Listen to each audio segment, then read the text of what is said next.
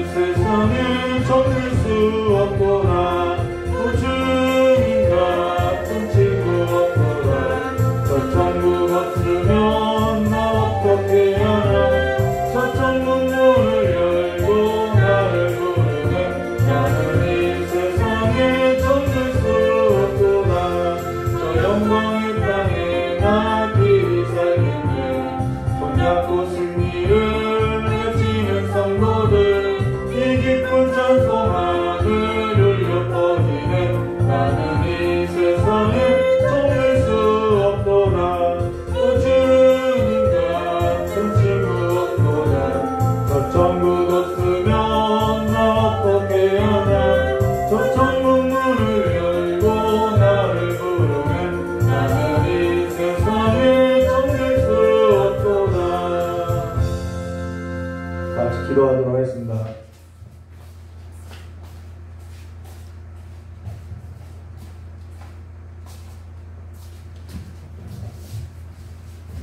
같이 기도하겠습니다. 많은 사람 가운데 우리를 택하여 주시고 구원함 받게 하시고 또한 부활의 생명을 갖게 하시고 또한 우리가 영원히 돌아갈 천국을 허락해 주신 좋으신 하나님 아버지, 은혜와 사랑을 진심으로 감사드립니다. 이 시간 주일 예배로 하나님 앞에 저희들이 모였사오니 아버지, 이 시간에 아버지 앞에 드려지는 이 예배가 하나님께는 은혜와 영광이고 저희들에게는 다시 한번 새롭게 하나님의 백성으로 거듭나는 귀한 시간 될 수 있도록 이 시간을 축복하여 주시고 우리를 축복하여 주시기를 간절히 원합니다. 하나님 아버지, 우리가 이제 각자의 자리에서 주일 예배를 드리는데 하나님 이 예배를 습관처럼 아버지 드리지 아니하고 굳은 마음을 가지고 드리지 아니하도록 우리에게 자비와 긍휼을 베풀어 주옵소서. 이 시간 이 앞에서 드리는 이 예배가 우리 평생에 다시 오지 않고 단 한 번뿐인 주일 예배임을 기억하게 하시고 하나님 아버지 앞에 우리의 모든 것을 다 드려 예배할 수 있도록 주님 우리의 마음과 생각과 우리의 심령을 성령으로 주장하여 주시고 우리의 연약한 육신까지도 주께서 아버지 사로잡아 주셔서 하나님 앞에 순종의 제사를 드릴 수 있도록 주님 축복하여 주시기를 간절히 원합니다. 하나님 아버지, 우리가 세상을 살 때에 얼마나 많이 넘어지고 얼마나 많이 무너지고 얼마나 많이 세상을 따라가는지 아버지, 우리가 헤아리지도 못하고 어디로 가는지 끌려가지도 못하고 눈먼 소경과 같이 아버지 끌려가는 어리석음을 범하지 아니하도록 시시마다 때때마다 분마다 초마다 주께서 우리를 깨우쳐 주시고 주께서 깨우쳐 주실 때에 주의 음성을 멸시치 아니하고 순종할 수 있고 들을 수 있는 마음을 주셔서 아버지 어둡고 패역하고 혼탁하고 아버지를 믿노라 하지만 진리를 놓치고 진리를 버리고 살아가는 이 세대를 본받지 아니하고 오직 주님만 바라보고 주님만 따르며 주님께만 순종하며 살아가는 거룩하게 구별된 저희들이 될 수 있도록 아버지 우리의 모든 삶의 지경을 주님께서 지켜주시고 보호하여 주시고 또한 그 지경을 하나님께서 우리에게 허락하신 그 삶의 지경을 거룩하게 지켜내기 위해 피 흘리기까지 싸우는 그리스도의 좋은 군사로 우리를 세워주시기를 간절히 원합니다. 하나님 아버지 이 시간에도 우리에게 또한 생명을 주시고 약속을 주시고 소망을 주시기 위해서 아버지 귀한 말씀 목사님을 단에 세우고 하나님의 귀한 말씀을 주시니 감사합니다. 아버지 하나님께서 주시는 그 말씀이 아버지 우리 모두에게 생명이 되게 하시고 우리 모두에게 참된 양식이 되게 하시고 우리 모두에게 길이요 진리요 생명되는 은혜가 있게 하여 주시옵소서. 아버지를 대적하여 높아진 모든 것이 이 시간의 말씀의 권세 앞에 깨어지고 부서지게 하시고 주님보다 높아진 내 자신이 이 시간의 생명의 그 말씀 앞에서 하나님 아버지 새롭게 태어나는 귀한 시간 될 수 있도록 주님 축복하여 주시옵소서. 아버지 벌써 함께 모여 예배하지 못한 지가 오랜 시간입니다. 아버지 이 시간에 예수 그리스도의 이름을 부르며 영상으로 아버지 또한 모여서 아버지 온 세계 열방 가운데서 하나님의 이름을 높이며 드려지는 그 모든 예배를 주께서 흠양하여 주시고 하나님 아버지께서 다시 한번 간절히 원하오니 아버지 이 온 땅에 주님 아버지 이 재앙을 거두어 주시고 아버지를 향한 우리의 그 마음들을 주님께로 돌이켜 주셔서 다시 한번 하나님 앞으로 돌아갈 수 있는 회개의 은혜가 있도록 주님 축복하여 주시옵소서. 아버지 예배 처음부터 마치는 모든 시간의 주인 되어 주시고 모든 것의 주인 되어 주시는 아버지께 맡겨드리오며 거룩하고 존귀하신 예수 그리스도의 이름으로 감사하며 기도드리옵나이다. 아멘.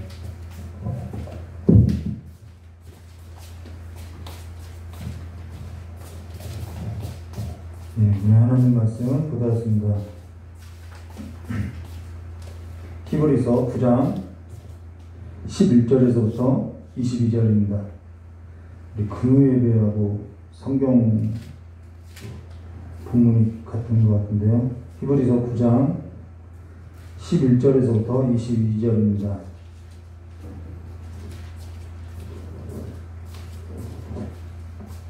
우리 함께 한 절 한 절 기도하도록 하겠습니다. 그리스도께서는 장래 좋은 일에 대제사장으로 오사 손으로 짓지 아니한 것 곧 이 창조에 속하지 아니한 더 크고 온전한 장막으로 말미암아 염소와 송아지에 필요하지 아니하고 오직 자기의 피로 영원한 속죄를 이루사 단번에 성소에 들어가셨느니라. 염소와 황소의 피와 및 암송아지의 죄를 부정한 자에게 뿌려 그 육체를 정결하게 하여 거룩하게 하거든. 하물며 영원하신 성령으로 말미암아 흠없는 자기를 하나님께 드린 그리스도의 피가 어찌 너희 양심을 죽은 행실에서 깨끗하게 하고 살아계신 하나님을 섬기게 하지 못하겠느냐. 이로 말미암아 그 새 언약의 중보자이시니 이는 첫 언약 때에 범한 죄에서 속량하려고 죽으사 부르심을 입은 자로 하여금 영원한 기업의 약속을 얻게 하려 하심이라. 유언은 유언한 자가 죽어야 되나니 유언은 그 사람이 죽은 후에야 유효한즉 유언하는 자가 살아있는 동안에는 효력이 없느니라. 이러므로 첫 언약도 피 없이 세운 것이 아니니 모세가 율법대로 모든 계명을 온 백성에게 말한 후에 송아지와 염소의 피 및 물과 붉은 양털과 우슬초를 취하여 그 두루마리와 온 백성에게 뿌리며 이르되 이는 하나님이 너희에게 명하신 언약의 피라 하고 또한 이와 같이 피를 장막과 섬기는 일에 쓰는 모든 그릇에 뿌렸느니라. 함께 했습니다. 율법을 따라 거의 모든 백성이 피로써 정결하게 되나니 피 흘림이 없은즉 사함이 없느니라. 아멘. 기도하도록 하겠습니다. 하나님의 말씀을 하나님의 말씀으로 받을 수 있는 옥토가 되게 해주셔서 이제는 하나님의 말씀이 옥토 안에서 30배, 60배, 100배의 결실을 맺은 것과 같이 우리의 삶에, 우리의 심령에 뿌려진 하나님의 말씀이 살아있고 운동력이 있어서 우리의 모든 삶이 하나님 보시기에 심히 아름다운 열매들로서 가득한 삶이 될 수 있도록 보고를 하여 주시길 간절히 원하오며 깨어신 예수님의 이름으로 축복하며 기도드리옵나이다.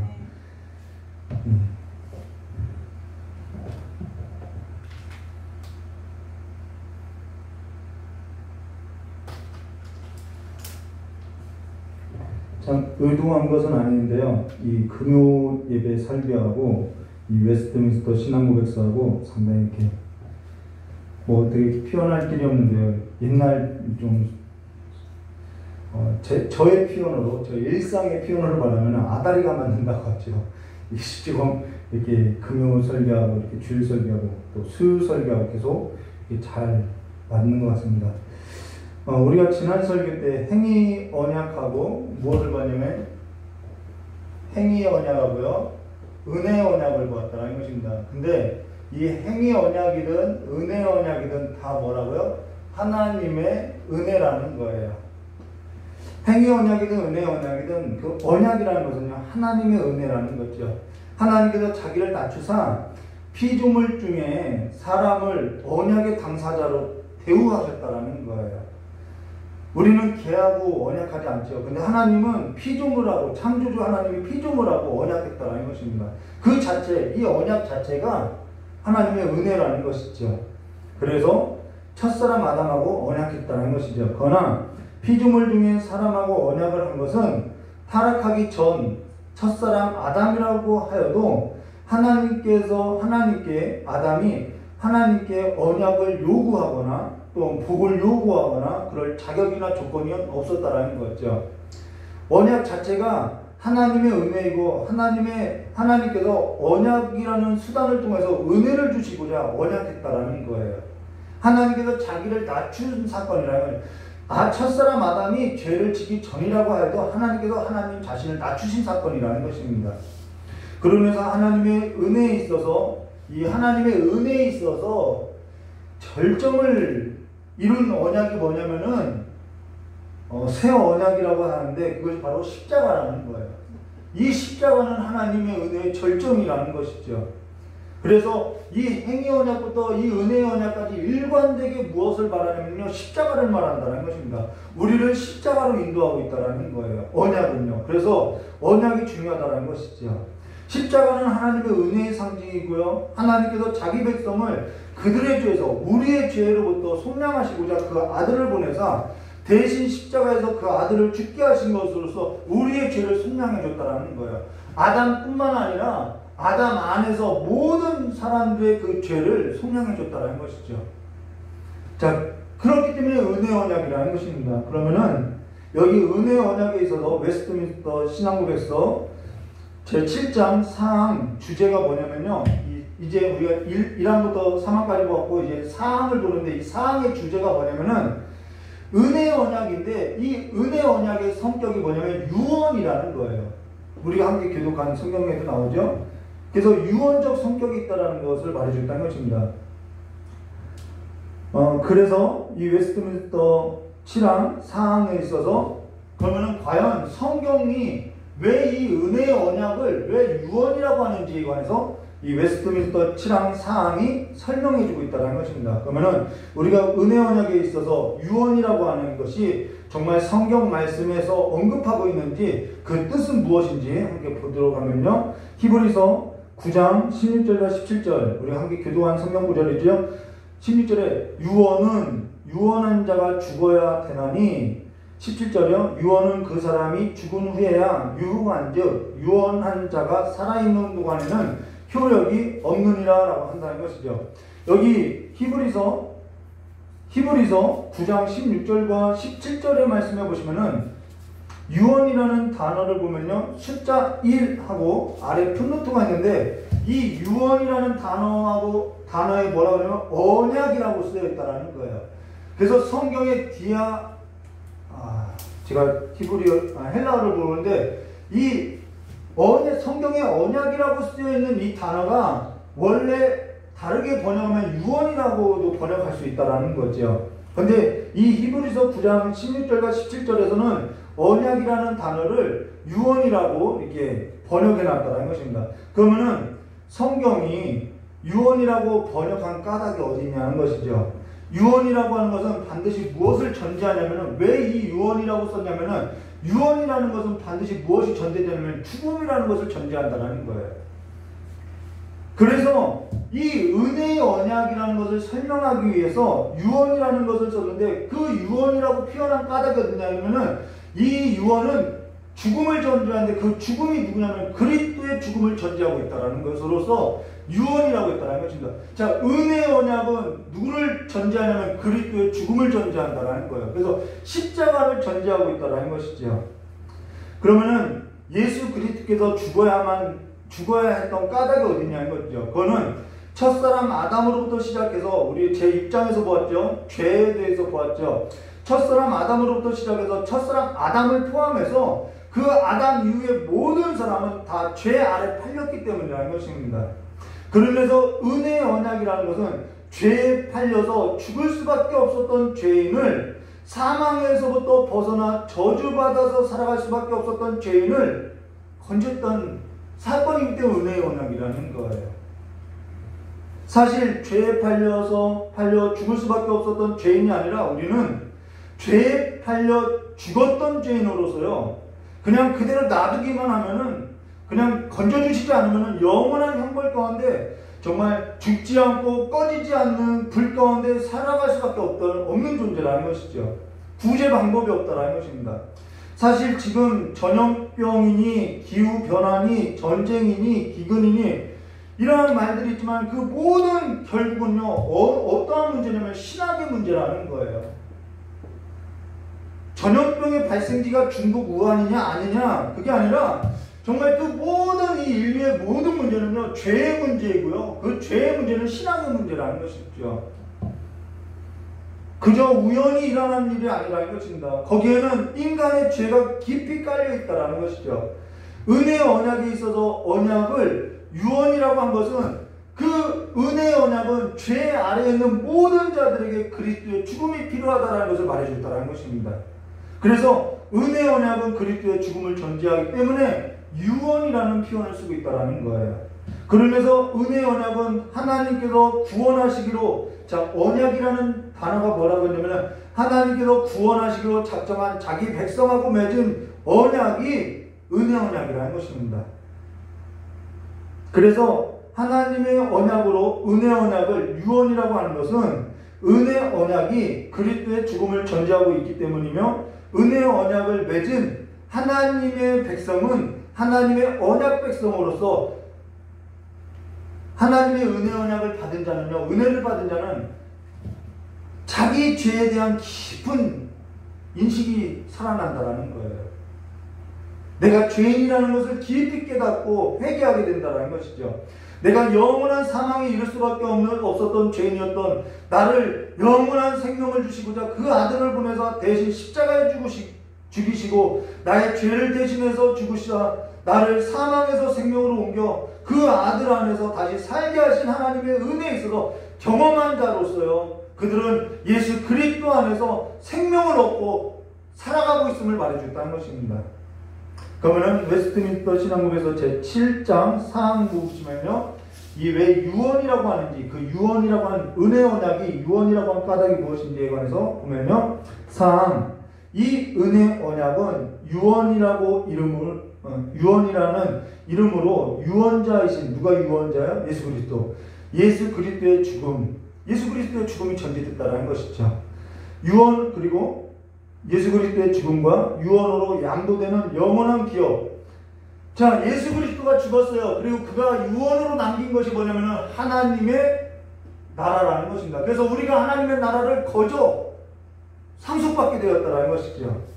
그리고 하나님의 나라에 거기에 속하 있는 모든 것들과 관련하여 성경에 자주 말씀하였다라는 것에서 우리는 하나님 나라에 약속된 모든 하나님의 그 모든 복을 하나님 나라 가운데서 누리게 되었다라는 거예요.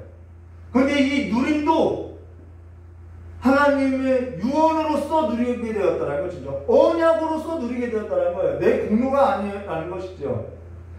그런데 우리가 자꾸 내 공로로서 하나님의 나라에 들어가려고 하고 하나님의 나라에 있는 것을 누리려고 한다는 것이죠. 그거는 내가 하나님의 은혜 언약에 있어서 무엇인지 아직 모르고 살아간다는 것입니다.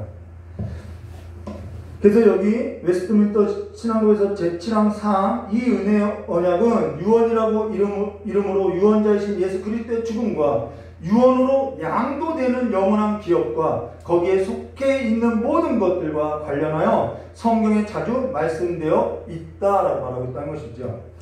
여기 세 가지 유언에 있어서 속성들이 있어요. 유언에는 반드시 속성이 있죠. 어떠한 속성이 있냐면요.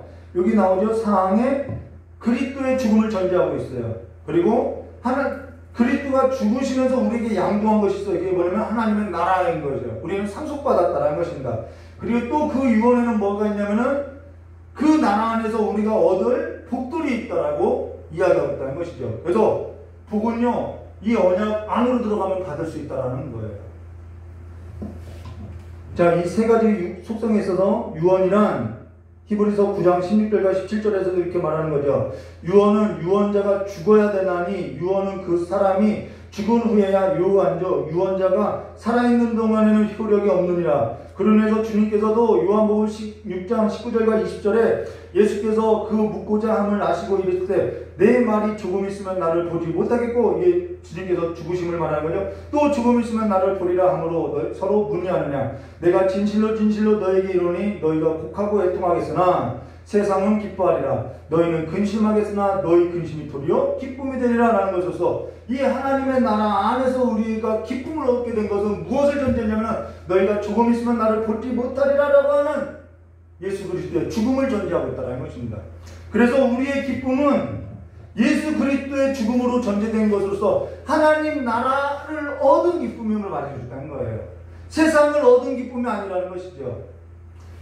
근데 그의 죽음으로 유언이 효력이 된 것으로서 우리가 지금 교독한 성경 말씀 안에 보면요, 히브리서 9장 11절과 14절로 그리스도께서는 장래에 좋은 일에 대제사장으로서 손으로 짓지 아니한 것 곧 이 창조에 속하지 아니한 더 크고 온전한 장막으로 말미암아 염소와 송아지의 피로 하지 아니하고 오직 자기의 피로 영원한 속죄를 이루사 단번에 성소에 들어가셨느니라.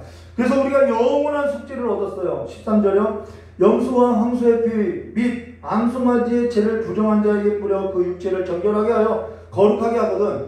하물며 영원하신 성령으로 말미암아 흠없는 자기를 하나님께 드린 그리스도의 피가 어찌 너희의 양심을 죽을 행실에서 깨끗하게 하고 살아계신 하나님을 섬기게 하지 못하겠느냐라고, 오직 자기 피를 영원한 속죄를 이루사 단번에 성소에 들어가셨음을 말해주겠다. 우리의 모든 삶은요, 그래서 예수 그리스도의 보혈의 피로서 시작된다는 거예요. 영원한 속죄가 이루어졌다는 거예요. 이제는 주님 오시면 그걸 확인받는 삶만 남았다는 것입니다. 그러고 나서 히브리서 9장 11절과 14절에 이어서요, 15절을 보면요, 이로 말미암아 그는 새 언약의 중보자이시니, 이는 새 언약과 반대되는 것이 뭐냐면 첫 언약이죠. 이는 첫 언약 때에 범한 죄에서 속량하려고 죽으사 부르심을 입은 자로 하여금 영원한 기업의 약속을 얻게 하려 하심이라. 우리가 하나님의 나라를 유업으로 상속을 얻게 됐다는 것이잖아요. 영원한 기업을 약속으로 받았다는 것이죠. 그런데 우리가 하나님의 나라의 그 영원한 나라를 상속받고 좀 떨떠름한 표정으로 살아가면 안 되겠지요. 유언이라는 것은 유언한 자가 유언한 자신을 위해서 유언하는 것이 아니죠. 유언하는 자는요, 유언을 받을 자를 위해서 유언해 준다는 거죠. 우리를 위한 하나님의 유언이었다는 것입니다. 그렇기 때문에 하나님의 은혜라는 거예요. 유언이라는 것은 내 공로에 있지 않아요. 내 조건이나 내 자격이나 내 실력에 있지 않아요. 유언이라는 것은 유언하는 자가 값없이 그냥 내어주신 은혜인 것으로서 내게 주신 은혜라는 것이죠. 그리고 유언 안에 있는 모든 약속을 누리게 되었다는 것입니다. 이 누림조차도 내 의나 내 공로나 내 실력이나 내 조건이나 내 자격으로서 누리는 것 아니죠. 유언 안에 있는 모든 약속들은요, 유언한 자의 공로로서 값없이 우리가 누리게 되었다는 것입니다. 그로 인해서 모든 것이 하나님의 은혜이고 예수 그리스도의 공로임을 고백하는 삶으로, 그가 바라는 것은 오직 예수 그리스도임을 고백하는 삶 가운데 우리에게 기쁨을 얻으라고 말하고 있다는 것입니다. 우리에게 기쁨을 주고자 했다라는 거예요. 그런데 그 기쁨마저도 세상이 가져다 준 기쁨이 아니라, 내가 만들어낸 기쁨이 아니라 주님께서 가져다 주신 기쁨이라는 것입니다. 자, 그러면 은혜 언약에 있어서요, 또요, 히브리서 7장 20절과 22절로 또 예수께서 제사장이 되신 것은 맹세 없이 된 것이 아니니 그들은 맹세 없이 제사장이 되었을 때 오직 예수는 자기가 말씀하신 이로 말미암아 맹세로 되신 것이라. 주께서 맹세하시고 뉘우치지 아니하시리니 내가 영원한 제사장이 되리라 하셨도다. 이와 같이 예수는 더 좋은 언약의 보증이 되셨도다. 맹세로 됐다라는 거예요. 이 말은 우리의 실력이나 우리의 어떠한 힘으로서 끊어낼 수 있는 것이 아니라는 거예요. 어떠한 사망이나 저주나 죄나 이것으로서 끊어낼 수 있는 것이 아니라 하나님께서 예수 그리스도를 걸고 맹세한 유언이라는 것입니다. 그래서 끊어낼 수 없다라는 거예요. 그 사랑에서 끊어낼 수 없음을 말해주겠다는 것이죠. 얼마나 안전한지 알겠죠? 그러면은 구약 성도들은 어떠냐는 거예요. 구약. 그러면 지금 우리는 신약 성도인데 이 구약과 신약에 있어서 그러면은 이들은 어떻게 해서 이 복을 받았냐는 거죠. 우리는 은혜로 복을 받았는데 이들은 어떻게 복을 받았냐는 것이죠. 그것에 관해서 지금 우리가 5항하고 6항을 보도록 하겠습니다. 그러면 구약하고 신약에서 5항하고 6항을 볼 것인데요. 히브리서 7장 20절과 22절을 주의해서 보시면요. 또 예수께서 제사장이 되신 것은 맹세 없이 된 것이 아니니 그들은 맹세 없이 제사장이 되었을 때, 자, 구약은 맹세 없이 제사장이 되었어요. 근데 오직 예수는 자기에게 말씀하신 이로 말미암아 맹세로 되신 것이라. 주께서 맹세하시고 뉘우치지 아니하시니 내가 영원한 제사장이라 하셨도다. 이와 같이 예수는 더 좋은 언약의 보증이 되셨느니라 라고 이야기했죠. 근데 여기 구약이 뭔지에 있어서 지금 우리가 이제 5항을 볼 것인데요. 이 성경은 지금 구약 성경을 말하고 있다라는 거예요. 이제 무슨 말인지 여러분들이 이해할 거예요. 우리가 구약을 무엇이라고 하면 율법 시대라고 이야기하고 신약을 복음 시대라고 이야기한다는 것입니다.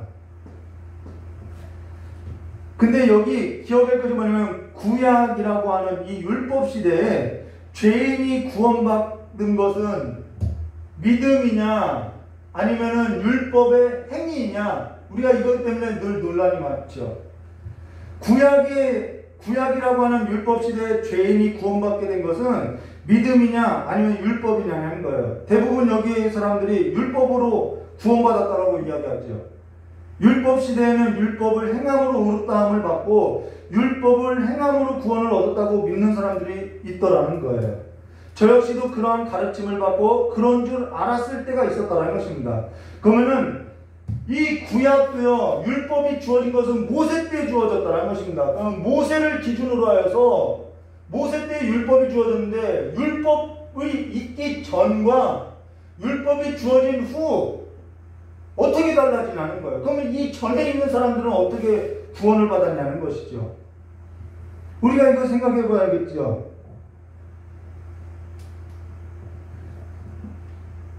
그리고요, 여기 언약에 있어서 이제 세대주의가 뭐냐면 언약이 또 세대로 구분하는 사람들이 있다면 이 율법이 주어지기 전에는 무죄시대, 이게 아담이고요, 양심시대, 인본정치시대, 약속시대, 약속시대는 아브라함을 말하는 거죠. 율법시대, 모세를 말하는 거예요. 은혜시대, 이제 은혜시대로 왔다는 거예요. 왕국시대로 구분해서 각 세대별로 하나님께서 구원하시는 그 구원의 은총을 베푸는 방법이, 이 본질이 달랐다라는 것으로서 해석하는 것이 세대주의 해석이라는 거예요. 은혜시대, 이 양심시대에는 하나님이 양심을 따라서 구원해줬고, 이 율법시대는 율법을 따라서 구원해줬고, 지금은 복음시대 아니냐? 지금은 복음을 믿음으로 구원해줬다. 이것이 세대주의라는 거예요. 물론 시대를 구분할 수는 있어요. 그러나 구원의 방법은, 본질은 다른 것이 아니라는 거예요. 우리가 정말 그런지 성경이 그렇게 말하고 있는지를 보아야 한다는 것이죠. 여기 이 언약은, 자, 웨스트민스터 신앙고백에서 볼까요? 이 언약은 율법시대와 복음시대에 각기 다르게 집행되었다라고 말을 하고 있다는 것이죠. 자, 성경 구절을 보도록 하겠습니다. 고린도 후서 3장 4절과 9절. 우리가 그리스도로 말미암아 하나님을 향하여 이같이 확신이 있으니 우리가 무슨 일이든지 우리에게서 난 것과 같이 스스로 만족할 것이 아니니 우리 만족은 오직 하나님께로부터 나느니라. 우리의 모든 만족, 그 기쁨은 하나님께로부터 왔대요. 그가 또한 우리를 새 언약의 일꾼이 되기에 만족하게 하셨으니, 자, 여기요. 율법의 조문으로 하지 아니하고, 율법으로 조문을 하지 않았대요. 오직 영으로 함이니 율법의 조문은 죽이는 것이요 영은 살리는 것이라. 돌에 써서 새긴 죽게 하는 율법의 조문의 직분도 영광이 있어 이스라엘 자손들은 모세의 얼굴에 없어질 영광 때문에도 그 얼굴을 주목하지 못하였거든. 하물며 영의 직분은 더 영광이 있지 아니하겠느냐. 정죄의 직분도 영광이 있습니다. 자, 율법은 율법 시대는 뭐래요? 정죄의 직분이래요. 영광이 있은지 의의 직분도 영광이 더욱 넘치니라 라고 이야기했죠. 여기 율법 시대하고 복음 시대가 분명한 차이는 있어요. 다르게 집행되었다는 것이죠. 그래서 여기 이 율법은 웨스트민스터 신앙고백서지요. 이 율법은 율법 시대하고 복음 시대가 각각 다르게 집행되었어요. 그런데 다르게 집행되었다는 것은 하나님의 경륜을 말하는 것으로서 언약의 본질 자체가 다르다는 말은 아니라는 거예요. 언약이 집행하는 하나님의 그 방식이 그 경륜을 따라서 차이는 있었으나 언약 자체의 본질은 다르지 않았다는 것입니다. 하나님의 은혜였다는 거예요. 구약이든 신약이든 율법을 행위로 말미암지 않고 구약 때도 뭘 따랐어요? 믿음으로써 구원을 받았다는 거예요. 신약도 믿음으로써 구원을 받았다는 거예요. 이것이 개혁주의 신앙이라는 것입니다. 그런데 개혁주의라고 말하면서 세대주의 입장을 이야기하는 경우가 있다는 거예요. 언약의 본질은 동일하다는 거예요. 집행 방식은 좀 달랐어도요. 차이는 있었죠. 그 차이를 보자는 것이죠. 그러면서 웨스트민스터 신앙고백서 제7장 10번을 보면은 언약이 율법 하에서는, 자, 율법의 시대에는 약속들, 예언들, 제물들, 할례, 유월절 양, 그리고 유대 백성들에게 전해준 다른 모형들, 이게 다른 모형이라는 것은 여러 모양과 여러 방식으로 전했다라는 거예요. 선지자들을 보내고 환상을 통하여서 주의 사자를 통해서 보였다는 것이죠. 또 의식들, 제사 방법들을 말하는 거죠. 이것으로 집행되었다, 이러한 방법으로 집행됐어요. 근데 이 모든 것은 뭘 보여준 거예요? 장차 오실 그리스도를 예표했다라는 거예요. 그러면 구약도 이들은 이것을 모든 것을 행하면서 누구를 기다렸냐면 장차 오실 그리스도를 기다리면서 오실 그리스도를 믿었음을 말해주겠다라는 거예요. 그러나 우리가 구약에도요, 율법 전에 있고요, 이 양심시대, 율법 시대, 세대주의가 나눌 수 있어요.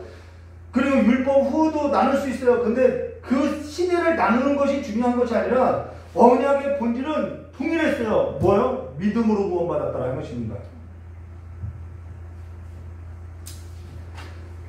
율법 시대는 율법을 행함으로 구원받은 게 아니고, 양심 시대는 양심을 따라서 구원받은 게 아니라 다 언약을 따라서 하나님의 은혜로 믿음으로 구원받았음을 말해줬다는 것입니다. 언약을 집행하는 방식은 다를 수 있어요. 차이는 있어요. 구약의 그 언약은 장차 오실 그리스도를 예표했다라는 것입니다. 사실 의도한 것은 아니지만 설교 때마다 하나님 어디를 설교할까요? 라고 기도했더니 의도치 않게 이 설교가 이렇게 맞춰져서 잘 진행되는 것 같아요. 우리가 웨스트민스터 신앙고백서 제7장 5항 10번에 해당하는 성경 구절이요, 히브리서 8장하고 10장인데 그 전부를 읽어보면 볼 수 있다는 거예요. 구약은 다 뭐라는 거예요? 오실 그리스도의 모형이었다, 그림자였다라고 히브리서 8장과 10장에서 우리가 지금 보고 있잖아요. 금요 설교 때 다 예표했다라는 것입니다. 그래서 히브리서 8장과 10장에서 그 구약이 강조하는 것이 뭐냐면, 비교급으로서 강조하는 것이 뭐냐면 장차 오실 그리스도라는 거예요. 로마서도 전에 보았죠. 근데 그 로마서 4장 10절과 11절에도 그렇게 말씀하고 있어요. 그런즉 그것이 어떻게 여겨졌느냐? 할례시냐 무할례시냐? 이게 구약이죠. 할례시가 아니요 무할례시라. 그가 할례 표를 받은 것은 무할례시에 믿음으로 된 의를 인친 것이니, 뭘로 믿음으로, 구약에도 믿음으로 된 의를 잊혔다라고 이야기하죠. 이는 무할례자로서 믿는 모든 사람의 조상이 되어 그들도 의로 여기심을 얻게 하려 하심이라라고. 무할례시에, 아브라함이 무할례시에 약속이 아니라 무할례시에 믿음으로써 된 의로 잊혔다라는 거예요. 그로 인해서요, 갈라디아서 3장 7절과 9절에 그런즉 믿음으로 말미암은 자들은, 자, 믿음으로 말미암은 자들이 아브라함의 자손이에요. 8절, 또 하나님이 이방을 믿음으로 말미암아 의로 정하실 것을 뭐라고요? 성경이 미리 알고 먼저 아브라함에게 복음을 전했을 때, 아브라함에게 복음을 전했대요. 모든 이방인이 너로 말미암아 복을 받으리라 했느니라. 그러므로 믿음으로 말미암은 자는 믿음이 있는 아브라함과 함께 복을 받으리라. 우리가 복 받는 것 믿음으로 받는 거예요. 아브라함이 할례를 행한 것은 아브라함이 하나님하고 약속한 그 언약에서 아브라함이 깨어버렸죠. 그런데도 하나님께서 내가 언약한 그 맹세를 이루겠다라고 할례를 통하라고 했다라는, 인쳐줬다라는 거예요. 그래서 할례로 인쳤던 것은 하나님의 열심으로 내가 이루겠다라는 거예요. 하나님의 맹세이죠. 고린도전서 5장 7절, 너희는 누룩 없는 자인데 새 덩어리가 되기 위하여 묵은 누룩을 내어버리라. 이 모형은 이제 실체가 왔어요. 실체가 왔으니까 모형은 버려도 되는 것이죠. 그래서 묵은 누룩을 내어버리라. 우리의 유월절 양, 이것도 구약이죠. 유월절 양. 그런데 곧 그리스도께서 희생되시는 날, 다 뭘 말하는 거예요? 그리스도를 말하고 있다는 것입니다. 구약은 장차 오실 자의 모형이고 그림자라는 거예요. 구약은 장차 오실 자를 바랬던 것. 구약은요, 장차 오실 메시아를 바라고 뭐 했던 거예요? 믿었다는 것입니다. 그래서 믿음이라는 것은 뭐냐면은 바라는 것이 믿음이라는 거예요. 믿음은 바라는 것이 믿음이라고 이야기하고 있죠. 그게 실상으로 우리에게 주어졌다는 거예요. 여러분이 바라지 않는다는 것은 믿음이 없다라는 거예요. 그래서 하박국 선지자는 그 어려운 환경 가운데서도 장차 올 그 메시아, 그 구원을 보고 나는 그 구원으로 인해서 기뻐하리라라고 기뻐하고 있더라는 것이죠. 그들이 다 믿음으로 그 구원을 보고 기뻐했다는 것입니다. 갈라디아서 5장 5절과 6절, 우리 잘 들을까요? 믿음이 없으면요, 소망이 없어요. 바라는 것이 있기 때문에 믿음이 있는 거예요. 우리가 성령으로 믿음을 따라 뭐예요? 의의 소망을 기다리는 애. 그리스도 예수 안에서는 할례나 무할례나 효력이 없으되 사람으로서 역사는 믿음뿐이라고 말했다는 것입니다. 믿음이 있다는 것은 소망이 있다는 거예요. 소망이 있기 때문에 믿고 바라고 기다리면서 사랑해 나간다는 것입니다. 여러분이 소망하지 않고 사는 것은 믿음이 없다라는 거예요. 믿지 않는 것은 사랑하지 않는 것이죠. 사랑하면은 소망하게 되어 있고, 소망하고 있다는 것은 사랑하고 믿고 있다는 것입니다. 여러분이 이 땅의 것도 소망하고 세상 나라에 속한 자로서 세상의 것을 사랑하면은 믿기 때문에 그걸 사랑하고 있다는 것이죠. 근데 우리의 소망은 이 땅에 있는 것이 아니라는 것이죠.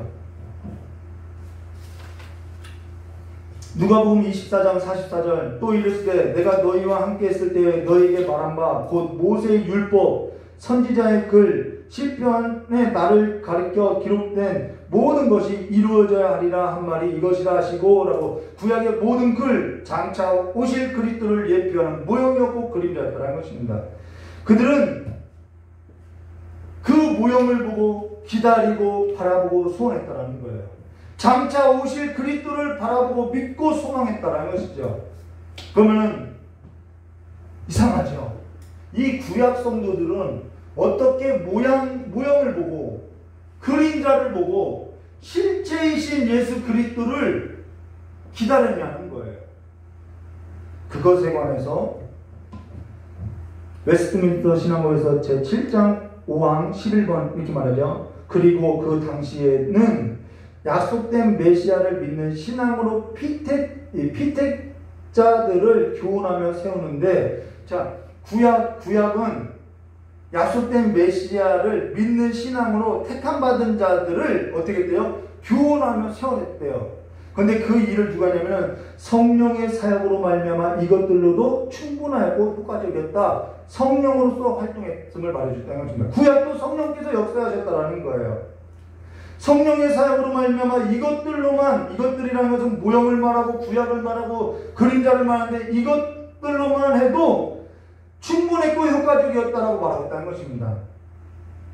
골로새서 2장 17절 이것들은 장래 일의 그림자이나 몸은 그리스도의 것이니라.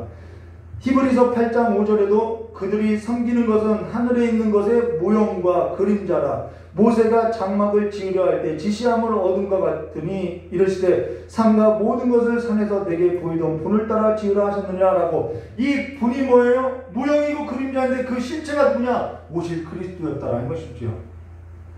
그러면 그들이 이러한 모형과 그림자를 보고 어떻게 알았느냐? 오늘 성경 말씀은 뭐죠? 성령께서 눈을 열어주셨다라는 거예요. 그래서 언약의 본질은 같다라는 거예요. 장차 오실 자를 믿고 소망하며 사랑 가운데 행함으로써 성령의 역사로 실체를 보고 기다리고 살았다라는 것을 말해줬다는 것입니다. 그래서 그 구원이 이들에게도 뭐예요? 완전한 죄사함이고 완전한 구원이었음을 말해줬다는 거예요. 지금 날도 똑같죠. 구약은 어떠한 행위로서 구원받은 건 아니라는 거예요. 자, 유다하고 다말 있죠. 다말이 의롭대요. 그 의는 행위로 의롭다라는 말이 아니라는 거예요. 언약의 본질은 같다라는 것입니다. 물론 차이는 있죠. 실체이냐 모형이냐 그림자냐 그 차이는 있다라는 것입니다. 그러나 11번요. 그리고 그 당시에는 약속된 메시아를 믿는 신앙으로 피택자들을 교훈하며 세우는데, 여기 피택자라는 것은 그때도 택함받은 자를 말한다는 거예요. 약속된 메시아를 믿는 신앙으로 택함받은 자를 교훈하며 세우는데 성령의 사역으로 말미암아 이것들로도 충분하고 효과적이었다라고 말하고 있다는 것입니다. 여기 구약에도 성령님께서 사역하셨음을 말해주죠. 우리가 수요 예배 설교 때 룻을 보았지요. 모압 여인 룻이 신앙을 붙들고 아브라함의 복을 받았다라는 것입니다. 이방 여인이에요. 그도 아브라함도 믿음으로 의롭다함을 받은 것처럼 모압 여인도 그 신앙의 믿음으로써 아브라함의 복을 얻고 약속으로 오실 메시아를 받고 그 메시아를 붙들어서 그리스도 안에 들어가는 삶으로써 복을 받았다라는 거예요. 히브리서 11장 13절과 14절 말씀 보실까요? 너무나도 중요한 말씀이죠. 이 사람들은 다 구약 사람이에요. 이 사람들은 다 믿음을 따라 죽었으며 약속을 받지 못했을 때 그것들을 어떻게 해요? 멀리서 보고 바라봤다라는 거예요. 환영하며 또 땅에서는 외국인과 나그네임을 증언하였느니 그들은 이와 같이 말하는 것은 자기들이 본향을 찾는 자임을 나타내었다라고 이야기했어요. 더 좋은 본향, 멀리서 보고 환영하며 더 좋은 본향을 바라고 이 땅에서는 나그네와 같은 자로서 살았음을 말해줬다는 것입니다. 구약 사람들도 다 믿음을 따라서 멀리 보고 환영하며 땅에서는 나그네로서 본향을 찾는 자로서 나타내며 살았다는 것이죠. 그럼 신학은요? 신학도 똑같다라는 것입니다. 히브리서 11장 13절과 14절에 말하고 있다라는 거예요. 구약의 사람들도 다 믿음을 따라 멀리서 보고 환영하며 땅에서는 나그네와 같이 외국인과 같이 본향을 찾는 자와 같이 살았다라는 거예요. 요한복음 8장 56절 너희 조상 아브라함은 나의 때를 볼 것을 즐거워하다가 보고 기뻐하느니라. 이들이 뭘 기뻐했냐는 것이죠. 그러기 때문에 지금 우리의 기쁨은요 세상이 아니라는 거예요. 구약은요 오실 자를 소망했다면은 신약은 다시 오실 주님을 소망하고 살아가는 거예요. 구약은 십자가에 달려 죽으실 예수 그리스도를 소망했다면은 신약은 십자가에 달려 죽으신 예수 그리스도를 소망하며 하나님께서 하늘 보좌를 버리시고 아버지께로부터 왔던 길로 다시 간 그 길을 보고 살아가는 삶이라는 거예요. 볼까요? 구약, 여기 신약, 이 중간에 십자가. 이 구약 성도들은 십자가를 보고 살아왔어요. 신약 성도들은 그 또 십자가를 보고 과거에 예수 그리스도께서 어디서 왔는지 어떻게 살았는지 그 발자취를 따라서 아버지께로 가는 삶이라는 거예요. 똑같다라는 것입니다. 원리가 똑같다라는 거예요.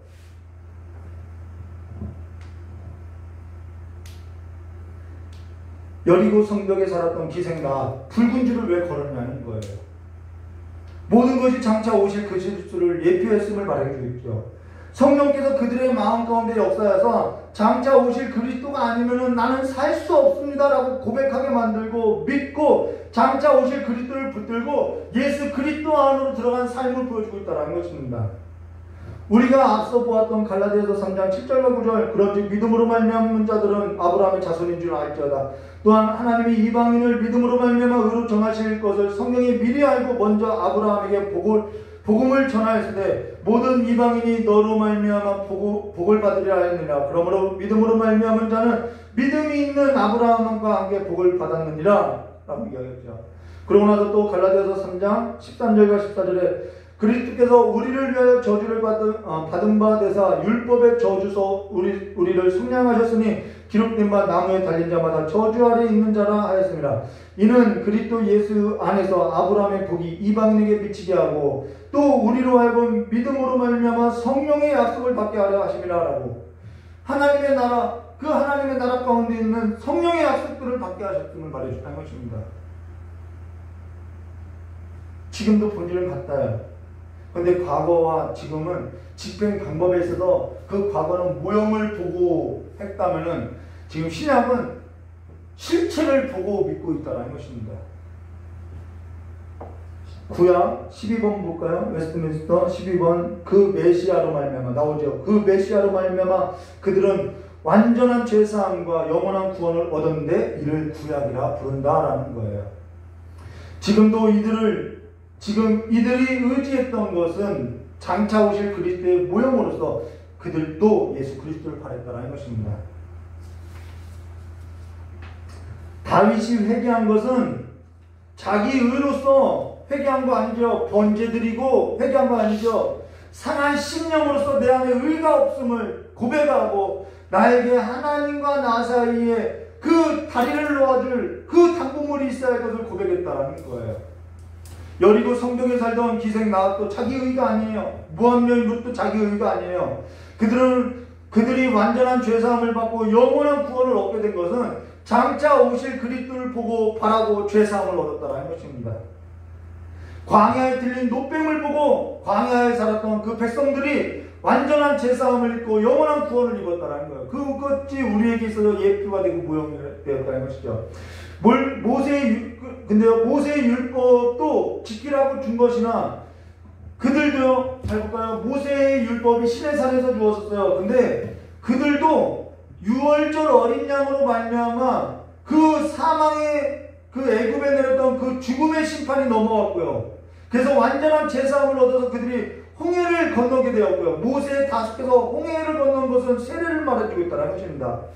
율법이 그러면 주어진 것은 구원받은 자로서 살아가야 할 삶의 표지를 말해주고 있다는 것이죠. 근데 율법의 역할은 뭐냐면 그들이 다 율법 앞에 죄인이라는 사실을 깨닫고 장차 오실 그리스도를 바라보게 했다는 것이죠. 그리하여 율법으로 말미암아 장차 오실 그리스도를 바라보고 살게 하셨다는 것입니다. 성막도 제사도 다 마찬가지라는 거예요. 그러면은 뭐 다 설명됐어요. 신약은 똑같아요. 설명할 거 없어요. 신약 시대는 뭐 다르냐? 아니요. 신약 시대는 실제로 오신 복음의 실제로 오신 예수 그리스도를 믿고 완전한 제사함을 받고 영원한 나라를 얻고 복된 삶을 살 수 있음을 말해주었다는 것입니다. 그래서 웨스트민스터 신앙법에서 제7장 6항 읽기만 하고 마치도록 하겠습니다. 제7장 6항 지금까지 다 설명했던 것으로서 읽기만 해도 무슨 말인지 이해할 거예요. 복음의 시대에는 신약을 말하는 거예요. 복음의 실제이신 그리스도께서 나타나시게 되자 이 언약은 말씀 선포와 세례와 주의 만찬인 성례 의식으로 집행되었다. 집행 방법만 바뀌었다라는 거예요.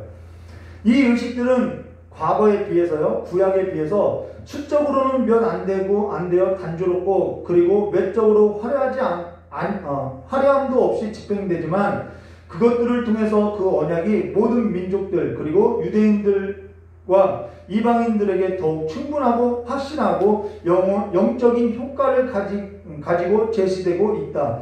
이를 신약이라 부른다. 그러고 나서요. 그러므로 본질 면에서는 차이가 있으나 두 종류의 은혜 언약이 있는 것이 아니고 여러 세대에 걸쳐 있기는 하지만 하나의 동일한 언약일 뿐이다 라고 말하고 있다는 것입니다.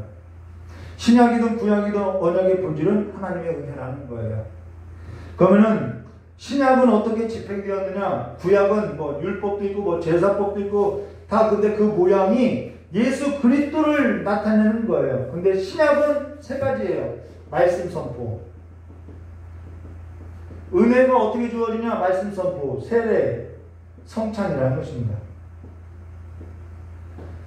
이 세 가지로 말하죠. 신약은 이걸로 집행돼요.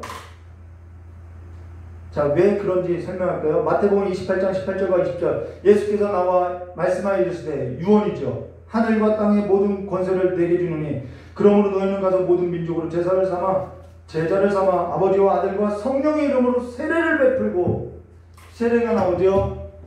그 다음에요, 내가 너희에게 분부한 모든 것을 가르치라고 하죠.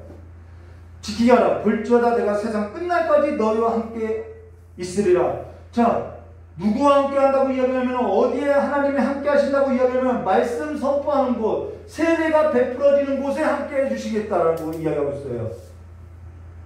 뭐 놀러 다니고 뭐 그런 곳에 있는 것이 아니라 말씀이 선포되고 세례를 베푸는 자리에 함께 해주신다고 이야기했던 것입니다. 또 고린도전서 11장과 23절과 26절. 내가 너희에게 전한 것은 주께서 받은 것이니 곧 주 예수께서 잡으시던 밤에 떡을 가지고 축사하시고 떼어 이르시되 이것은 너희를 위하여 내 몸이니 이것을 행하여 나를 기념하라 하시고 19회 또한 그와 같이 잔을 가지고 이르시되 이 잔은 내 피로 세운 새 언약이니 이것을 행하며 마실 때마다 나를 기념하라 했으니 너희가 이 떡을 먹으며 이 잔을 마실 때마다 주의 죽으심을 그가 오실 때까지 전하는 것이라 라고 이 성찬, 주의 만찬임을 말해주죠. 자, 이 세 가지인데요. 왜 이 세 가지를 언급했냐면요. 자, 말씀 선포가 뭐냐면요. 주님께서 하셨던 일을 전하고 주님께서 하신 일을 전하는 것이, 그리스도의 죽음과 그리스도의 부활과 그리스도의 재림을 전하는 것이 말씀 선포라는 거예요. 말씀 선포에는 예수 그리스도가 있다라는 거예요. 세례는요. 세례도 마찬가지죠. 그리스도의 죽음과 그리스도의 부활을 말하는 것에서 우리가 그리스도 안에서 그리스도와 함께 죽고 그리스도와 함께 다시 살아난 삶으로서 성도가 바라는 것은 하나님의 나라임을 말해주고 있죠. 성찬도 마찬가지죠. 주의 죽음을 기념하고 그가 오실 것을 기념하라는 것으로서, 주가 오실 그 재림을 기념하는 것으로서 그리스도를 바라고 있죠. 구약도 그 모든 제사나 그 모든 것이, 예언자의 모든 말이 다 오실 그리스도를 말하고 있어요. 신약도 말씀 선포나 세례나 성찬이나 그분의 죽음과 그분의 부활, 재림, 그 모든 것이 예수 그리스도를 선포하고 있어요. 왜 예수 하는 줄 아시겠죠? 초대교회 예배라는 것은 우리가 기억해야 돼요. 기적이 있고 은사가 있고 그게 초대교회 예배가 아니라, 초대교회 예배는요, 말씀 선포와 성례와 성찬으로 이루어진 것이 초대교회 예배로서, 그 초대교회 예배의 중심은 뭐냐면 오직 예수 그리스도였다라는 거예요. 다시 오실 그리스도를 기념했음을 말해주겠다라는 거예요. 다시 오실 그리스도를 선포하고 그분이 왜 죽었는지를 선포했다라는 거예요. 그리스도가 중심이었던 예배가 초대교회 예배였음을 말해줬다는 것입니다. 초대교회로 돌아가자 어떠한 열정적인 것 좋아요. 근데 초대교회로 돌아가는 가장 큰 본질은 예수 그리스도가 중심이 되어야 한다는 것을 말해줬죠. 그들은 예수 그리스도가 자신들의 머리로 주로 고백하고 살았다는 것입니다. 그리스도를 중심에 들었던 예배는 삶에 있어서도 내 삶의 주인이 그리스도임을, 그래서 초대교회는 예배의 중심이 그리스도였고 삶에서까지도 예수 그리스도가 중심이었음을 말해줬다는 거예요. 다시 오실 그 주님을 바라보고 삶에서도 그 다시 오실 주님을 믿고, 그 성도들은 다시 오실 주님의 나라를 소망하면서 버티고 견디고 살았다는 것이죠. 그들은 이 땅에 자기 의를 가지고 살았던 자들이 아니라는 거예요. 오직 예수 그리스도의 의를 갖고 살았다는 것이죠. 오직 예수 그리스도의 의로 말미암은 믿음으로 살았던 자들임을 말해주고 있다는 것입니다. 히브리서 13장 8절 말씀 볼까요? 예수 그리스도는 어제나 오늘이나 영원토록 동일하시도다. 구약의 하나님이시든 신약의 하나님이시든 영원히 동일하시다라는 거예요. 구약은 심판의 하나님, 이렇게 말하는 사람이 있어요. 구약은 하나님의 심판의 하나님이시고 신약은 하나님의 사랑의 하나님이시라. 다른 하나님이라고. 이 돌 김용욱인가요? 그 사람이 그렇게 말하죠. 미친 거지요. 성경을 몰라도 한참 모르는 거죠.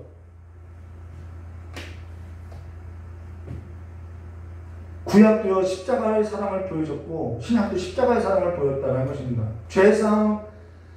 그래서 신약이든 구약이든 그 예수 그리스도를 바라보지 않으면은 죽을 수밖에 없다라는 거예요.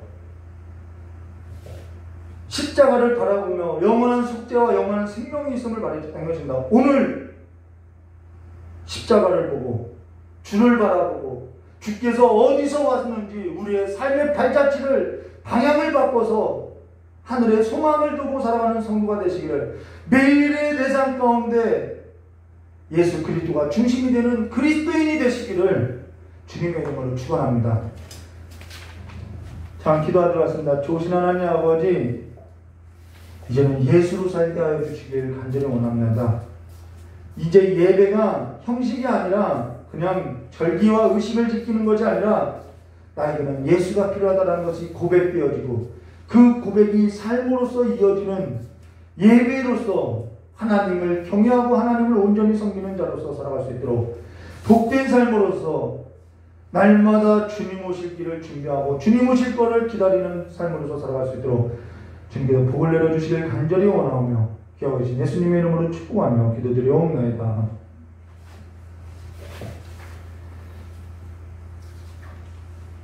지겹지요? 맨날 예수 얘기만 하니까. 우리 찬송 한 장 부르고 기도하고 축도로 예배를 마치도록 하겠습니다.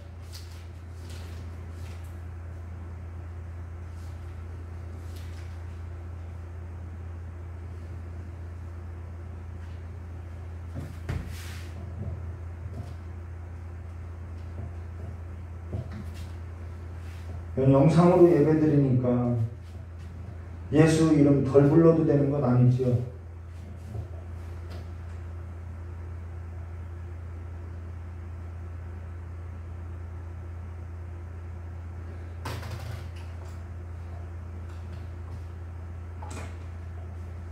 초대교회로 우리가 돌아가는 그 영성 있는 삶으로서 살아가면, 경건한 삶으로서 살려면요, 삶에서도 예수의 이름을 불러야 하는 거예요. 예수가 나의 주인이시고 예수가 나의 주이시고 예수로서 살아가는 삶이 되어야 한다는 것입니다. 우리 찬송 부르고 기도하도록 하겠습니다.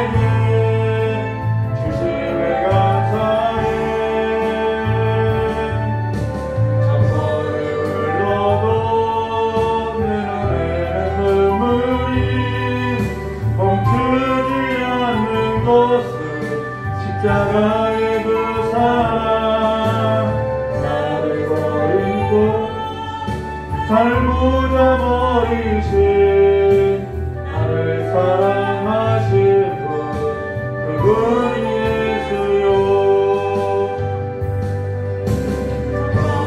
불러도 내 노래는 눈물이 멈추지 않는 것은 십자가의 그 사랑 나를 살리려 하늘 보자 버리신 나를 사랑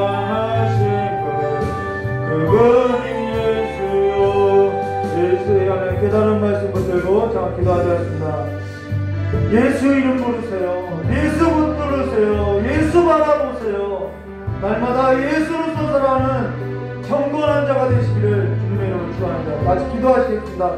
좋으신 하나님 아버지, 이제는 날마다 예수를 바라보는 삶으로서 십자가를 지고 그 십자가를 바라보며 주의 삶으로서 걸어가는 삶이 될 수 있도록 주의 역사해 주시옵고,